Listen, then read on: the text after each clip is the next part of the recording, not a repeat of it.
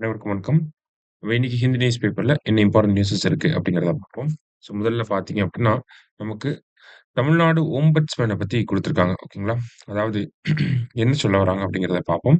Tamil Nadu local bodies ombudsman act 2014 அப்படிங்கிறத குடுத்துருக்காங்க. ஓகேவா?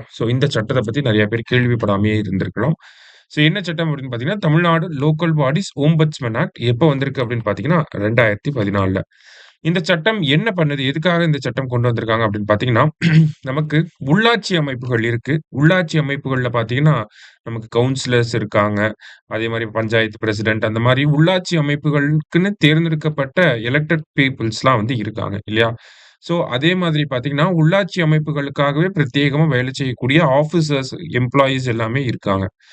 இவங்க ஏதாவது தவறு பண்றாங்க, இவங்க ஏதாவது ஊழல் பண்றாங்க அப்படிங்கிறப்ப, அவங்கள எதிர்த்து பொதுமக்கள் யார்கிட்ட கம்ப்ளைண்ட் பண்ணலாம் அப்படின்னு பார்த்தீங்கன்னா, இந்த லோக்கல் பாடிஸ் ஓம்பட்ஸ்மேன் ஆக்ட்க்கு கீழ போடப்பட்டிருக்கக்கூடிய ஓம்பட்ஸ்மேன் கிட்ட நம்ப கம்ப்ளைண்ட் பண்ண முடியும். சரிங்களா?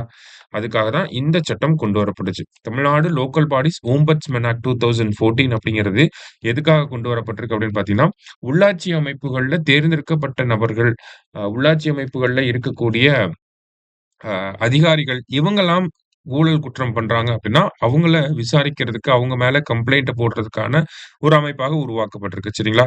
ஸோ இவரு என்ன பண்ண முடியும்? இந்த ஓம்பட்ஸ்மனா இருக்கக்கூடிய நபர் என்ன பண்ண முடியும் அப்படின்னு பார்த்தீங்கன்னா, அவங்க அ அவங்க கம்ப்ளைண்ட் வந்துச்சு அப்படின்னா, அதுக்கு இன்குயரி நடத்த முடியும். ஓகேங்களா?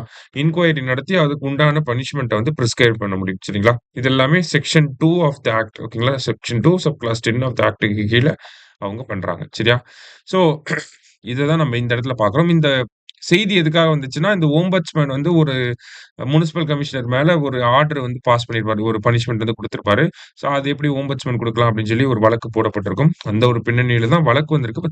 இருந்தாலுமே நமக்கு தெரிஞ்சுக்க வேண்டியது Tamil Nadu local bodies ombudsman act 2014ல வந்திருக்கு. அவங்க உள்ளாட்சி அமைப்புகள்ல இருக்கவங்க மீது விசாரணை பண்ண முடியும் அப்படிங்கிறத நம்ம தெரிஞ்சுக்கணும். சரிங்களா?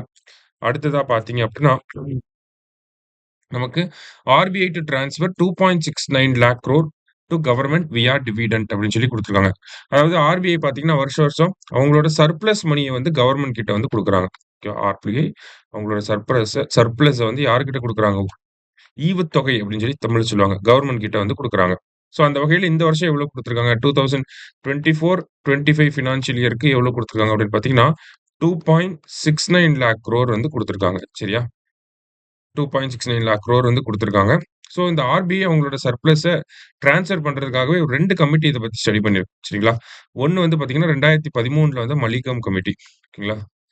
இந்த மல்லிகம் கமிட்டி அப்படிங்கிறதுமே இந்த ஆர்பிஐ கவர்ன்மென்ட்க்கு அவங்களோட எக்ஸ்ட்ரா மணிய குடுக்கணும். சர்ப்ளஸ குடுக்கணும் அப்படிங்கிறத சொல்லியிருப்பாங்க. அதே மாரி 2018ல வந்த பிமால் ஜலான் கமிட்டி. ஓகேங்களா? பிமால் ஜலான் கமிட்டி அப்படின்னு சொல்லுவாங்க. பிமால் ஜலான் அப்படிங்கிறவர் முன்னாடி ஆர்பிஐ கவர்னரா இருந்திருப்பாரு. சரிங்களா?